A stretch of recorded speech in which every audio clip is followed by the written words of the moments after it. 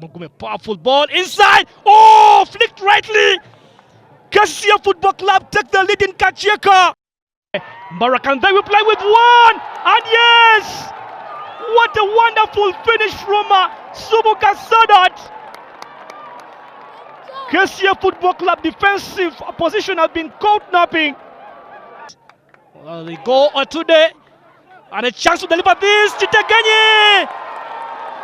What a finish from Henry Chitegenyi to pick up the right rebound at the right time in the right place.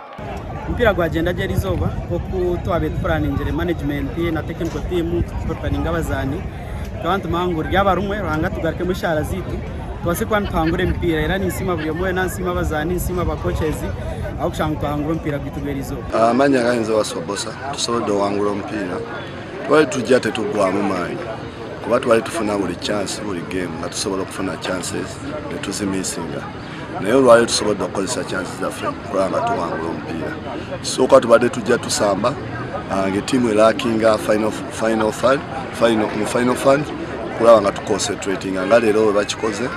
What kind of football can we play here? What kind of football has been played? And what kind of football have we displayed on the television?